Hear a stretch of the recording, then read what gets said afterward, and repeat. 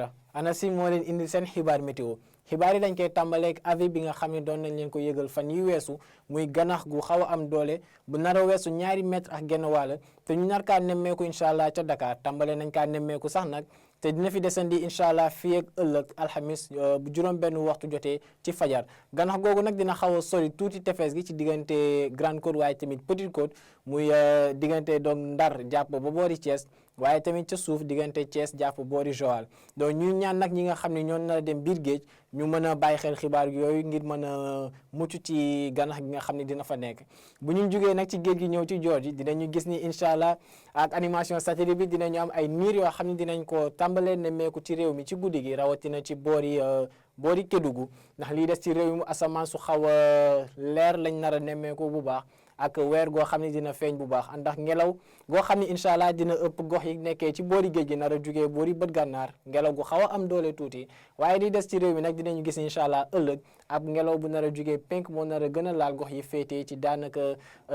xaaju penk réew mi prévision guddi tey ji incha allah mbokk yi liñ ci mën a gis mooy ay température yoo xam ne dinañu wéy di desee kawe ci boori sow réew mi benn pàcc ci digg réew mi waaye tamit ca bët gànnaar ay température 20 degré ak benn lañ nar a nemmeeku ci lii ëpp mooy température bi gën a néew sax ñu nar kaa am incha allah ca Mbuur ca Ndakaaru ca Thiès waaye tamit ca boori Louga boori Ndar 20 degré ak ñaar lañ fay xaare ni incha allah ñu yokk ci benn wi 20 degré ak ñett ñu nar a nemmeeku incha allah ca diggante Diourbel ak Fatick waaye dinañu gis ni nag bu ñu dugg si ci biir réew mi température yi dinañu tàmbalee yokk nànk-nànk 20 degré ak juróom-ñaar diggante Linguère jàpp Kaffrine waaye ca penk température yi gën a kawe incha allah foofee lañ ko nar a nemmeeku ay température 20 degré ñu ngi koy xaarandi diggante Matam ak Tambacounda waaye fële ca Bakel dinañ fa nemmeeku incha allah 20 degré ak ñaar mooy température bii gën a kawe bu ñuy xaarandi ci guddi gi te foofee lañ ko nar a amee ca penk réew mi ànd ak asamaan soo xam ni dina bëri niir ci boori Kédougou incha allah ci guddi gi jàpp ëllëg ci fajar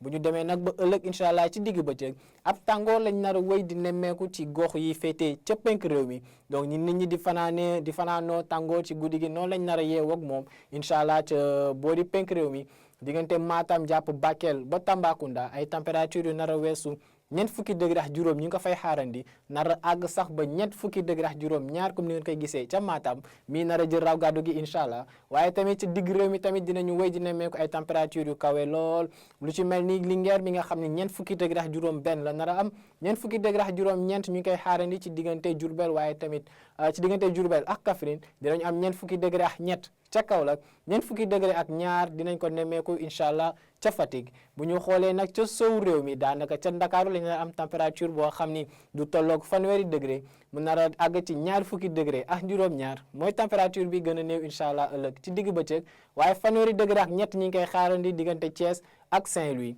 te boori bët saalumu réew mi tamit température yi dinañu desee kawe tuuti boori Ziguinchor ak 20 degré ak juróom yi ñu fay xaarandi donte nag tàngoor dinañ ko fa nemmeeku bu baax waaye dinañ am tamit 20 degré ak juróom-ñett jàpp 20 degré ak benn ca boori Kolda bu ñu xoolee nag asamaan si ci li ëpp incha allah dinañu am ay niir yoo xam ne dinañ fa doxantu si waaye nag boori soow jàpp boori bët gànnaar ab asamaan su leer nañ lañ fa nar a gën a nemmeeku ci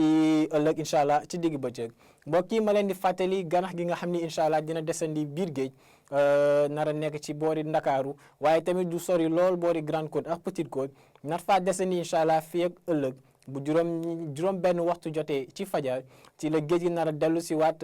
ci dal biñ ko xamee woon waaye tamit incha allah guddi tey ji jàpp ëllëg dinañu nemmeeku ab tàngoor goo xam ni dina xaw a jéggi dayoo tuuti ci boori penk réew mi ay température yoo xam ni dañu nar a wéy di kawe ci guddi gi waaye tamit ëllëg incha allah ci digg bëccëg ca soow réew mi nag donte température yi dinañu desee kawe ci guddi gi ab péex lañ fa nar a nemmeeku incha allah waaye ëllëg dinañ nemmeeku tamit tàngoor goo xam ni moo nar a laal incha allah réew mi yëpp ci diggu bëccëgu alxamis gi mbokk yi lii nag moo newoon seen xibaar météo ñu leen ñaan ngeen di wéy di topp xibaar yi dikkee ci ANACIM ci xarale yi di leen dig daje ëllëg incha allah di leen ñaanal jàmm wasalaam